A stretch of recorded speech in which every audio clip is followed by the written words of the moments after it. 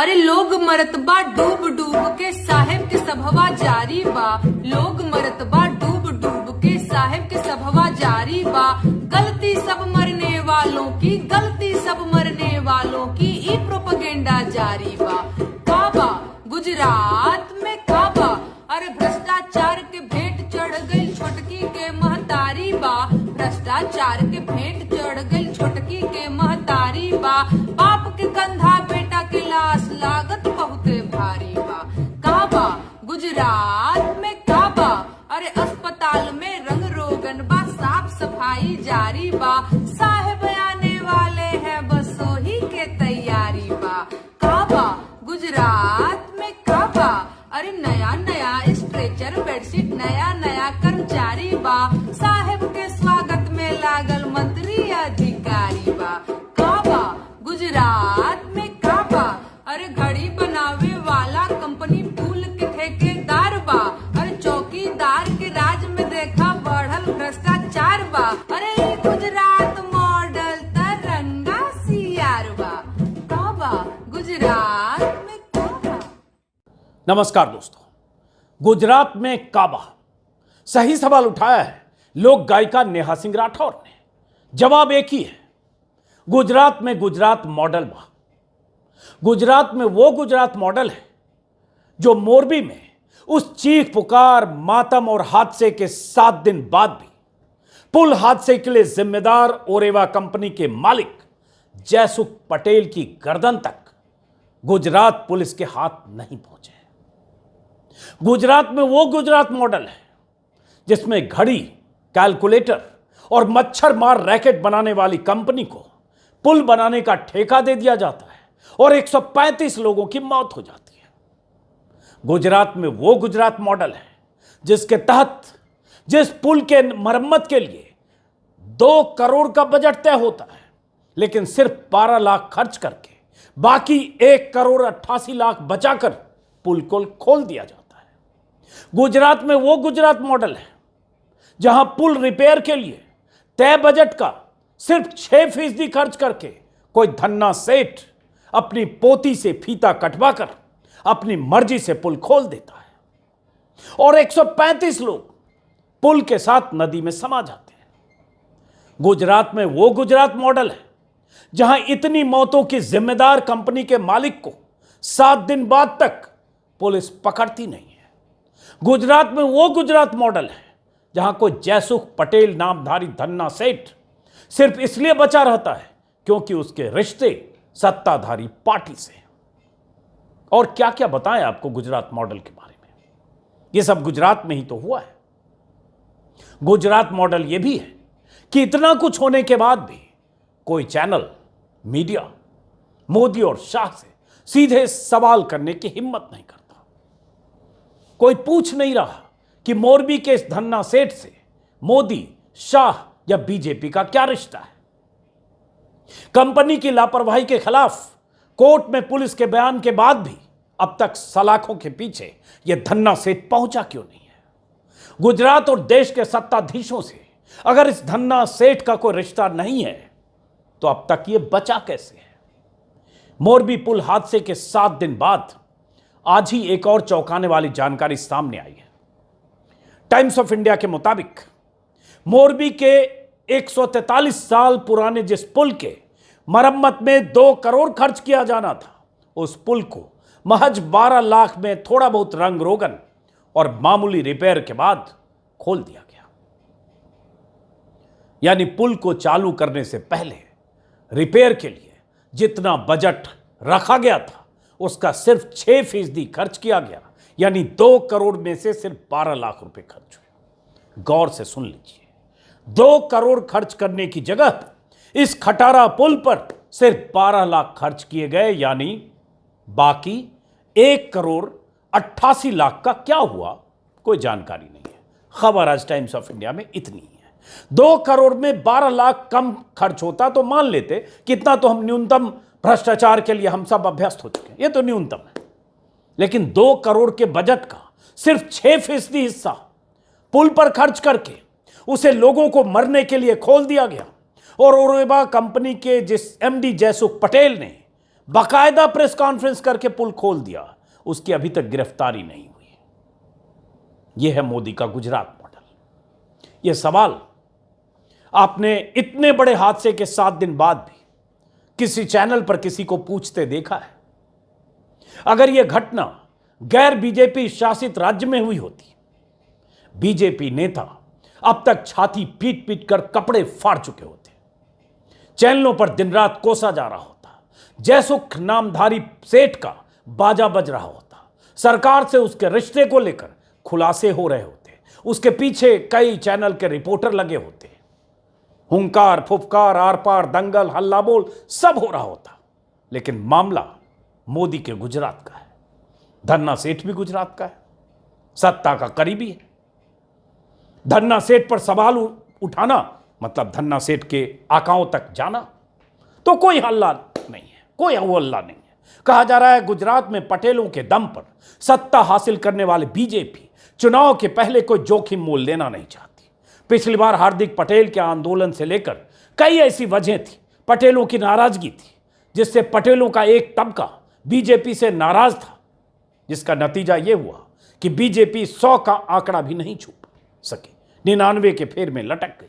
ओरेवा के मालिक जयसुख पटेल पर हाथ डालकर बीजेपी चुनाव के पहले किसी तरह की नाराजगी से बचना चाहती, पटेलों की नाराजगी। लेकिन सवाल तो उन 135 मौतों का है, मोदी की बड़ी बड़ी बातों का है। सवाल तो अब सिर्फ मोदी और शाह से बनता है कि ओरेवा कंपनी का मालिक जयसुख पटेल से बीजेपी का क्या याराना है या क्या मजबूरी है। गुजरात में चुनाव है, इसलिए किसी पटेल धन्ना सेठ पर हाथ रखने से डर लग रहा है। गुजरात के पटेल नाराज न हो, क्या इसलिए जयसुख पटेल अब तक बचा हुआ है? क्या पटेल होने की वजह से 135 लोगों की मौत की जिम्मेदार कंपनी का मालिक पकड़ा नहीं जाएगा? और अगर यह वजह नहीं है तो क्या वजह है? और क्या सबूत चाहिए जयसुख पटेल के खिलाफ? दर्जनों कैमरों के सामने पुल चालू करने का ऐलान करने वाले जयसुख पटेल का यह बयान जो मैं अभी आपको सुना रहा हूं, यह बयान ही उसके खिलाफ सबसे बड़ा सबूत है। मैं अपने वीडियो में पहले भी दिखा चुका हूं, चाहे तो एक बार फिर सुनिए, और इसलिए मैं सुनाना चाहता हूं ताकि सनद रहे। सुनिए।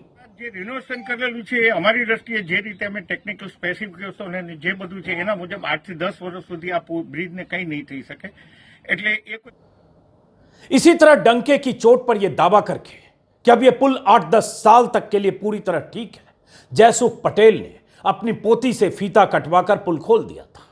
नतीजा यह हुआ कि पुल चालू होने के 4 दिन के बाद ही पुल टूटकर पानी में समा गया, साथ में 135 जिंदगियों को भी ली। घड़ी और कैलकुलेटर बनाने वाली कंपनी को पहले तो पुल का ठेका दिया गया, फिर 2 करोड़ के खर्चे का न तो कंपनी से कोई हिसाब लिया गया, न कंपनी ने हिसाब देना जरूरी समझा। जिस पुल को 8 से 9 महीने बाद खोला जाना था, उसे जल्दबाजी में 7 महीने के भीतर खोल दिया गया। फिर भी मालिक पकड़ा नहीं गया है। सुना है उसके फार्म हाउस पर ताला लगा है, कहीं अंडरग्राउंड होकर बचने के इंतजाम में जुटा है। इस बीच खबर यह आई है कि नगर पालिका के मुख्य अधिकारी, मोरबी नगर पालिका के, उन्हें सस्पेंड कर दिया गया है। 1 सप्ताह बाद संदीप सिंह झाला ही वो अधिकारी थे जिन्होंने पुल हादसे के तुरंत बाद यह बयान देकर अपना पल्ला झाड़ लिया था कि बिना नगर पालिका के अनुमति के और बिना फिटनेस सर्टिफिकेट के पुल खोल दिया गया था। उसी दिन से मैं और मेरे जैसे तमाम लोग लगातार ये कह रहे थे कि आखिर पुल से कुछ दूर अपने दफ्तर और घर में बैठे नगर पालिका के अधिकारी ये कैसे कह सकते हैं कि उन्हें पता ही नहीं था कि पुल चालू हो गया। और 4 दिन तक वहां हजारों लोग टिकट लेकर जाते रहे, बिना एनओसी के, बिना फिटनेस के, उस चालू पुल पर, और नगर पालिका के अधिकारी सोते रहे। मुख्य अधिकारी समेत बाकी अधिकारियों के खिलाफ कार्रवाई तो पहले दिन होनी चाहिए थी। हम सब लोग लगातार ये सवाल उठा भी रहे थे, लेकिन अभी उन्हें सिर्फ सस्पेंड किया गया है। कहा गया पब्लिक इंटरेस्ट में उनको ड्यूटी से हटाया जा रहा है। क्यों न माना जाए कि नगर पालिका, स्थानीय प्रशासन और जयसुख पटेल की कंपनी की मिली भगत से पुल मामूली रिपेयर के बाद खोल दिया गया। अब सोचिए जरा, जिस कंपनी ने 2 करोड़ की जगह सिर्फ 12 लाख खर्च करके खटारा पुल को लोगों के लिए खोल दिया, उस कंपनी के मालिक जयसुख पटेल का अब तक कुछ बिगड़ा ही नहीं है। जिस कंपनी के मालिक को अब तक सलाखों के पीछे होना चाहिए था, जिसकी लापरवाही और लालच के चलते 135 लोगों की जानें चली गई, उस कंपनी के मालिक पर सरकार अब भी मेहरबान है और यह मानने की पर्याप्त वजह है। और अगर मेहरबान नहीं है तो अब तक गिरफ्तार क्यों नहीं हुआ? गुजरात पुलिस की तरफ से 3 दिन पहले शुरुआती जांच के बाद ही कोर्ट में कह दिया गया कि पुल की मरम्मत में खिलवाड़ किया गया। जिस ठेकेदार को, जिस टेक्नीशियन को यह काम नहीं आता था, उनकी विशेषज्ञता नहीं थी, उन्हें यह काम दे दिया गया। इस तरह के पुल को रिपेयर करने के लिए जैसे लोगों को इस काम में लगाया जाना चाहिए था, नहीं लगाया गया। बुरी तरह कमजोर हो चुके केबल को नहीं बदला गया, ये सब पुलिस ने कहा है। पुल के जंग लगे हिस्से को बदला नहीं गया, सिर्फ रंग रोगन करके दिखावटी रिपेयरिंग की गई, कॉस्मेटिक चेंज।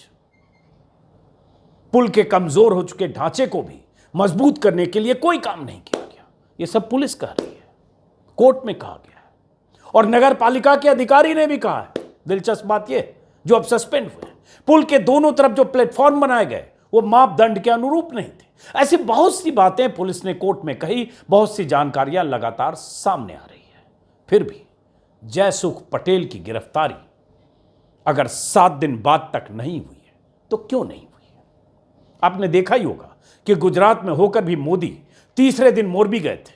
उससे पहले 2-4 लाइन का भावुक संदेश देकर अपने सारे कार्यक्रम उन्होंने निपटा लिए, क्योंकि गुजरात में चुनाव का ऐलान होना था और मोदी का आखिरी दौरा था, बहुत सारी बातें कहनी थी। उसके बाद जब अस्पताल गए तो उनके स्वागत की तैयारियां कैसी की गई थी आपने देखा होगा मेरे वीडियो में।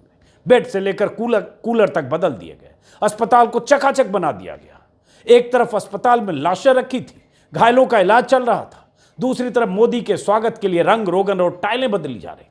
शर्मनाक ढंग से जिला प्रशासन ने मोदी के स्वागत के लिए अस्पताल का कायाकल्प कर दिया। अस्पताल दर्शन करके मोदी दिल्ली आ चुके हैं, अपने काम में लग गए हैं। पीएम के तौर पर वैसे भी उनके पास बहुत काम है।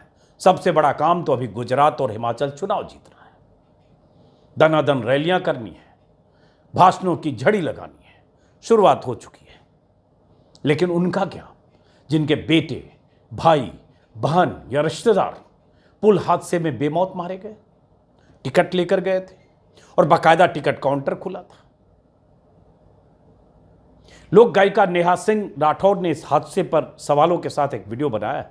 शुरू में भी मैंने आपको सुनाया था, आखिर में भी उस वीडियो के साथ आपको छोड़े जा रहा हूं, देखिए और सोचिए। अरे लोग मरतबा डूब डूब के साहेब के सभवा जारी बा, लोग मरतबा डूब डूब के साहेब के सभवा जारी बा। गलती सब मरने वालों की, गलती सब मरने वालों की, ई प्रोपेगेंडा जारी बा। काबा गुजरात में काबा, अरे भ्रष्टाचार के भेंट चढ़ गई छोटकी के महतारी बा, भ्रष्टाचार के भेंट चढ़ गई छोटकी के महतारी बा। बाप के कंधा बेटा के लाश लागत बहुते भारी बा। काबा गुजरात में काबा, अरे अस्पताल में रंग रोगन बा, साफ सफाई जारी बा। साहेब आने वाले हैं बस वही के तैयारी बा। काबा गुजरात में काबा, अरे नया नया स्ट्रेचर बेडशीट, नया नया कर्मचारी बा। साहेब के स्वागत में लागल मंत्री अधिकारी बा। काबा गुजरात में काबा, अरे घड़ी बनावे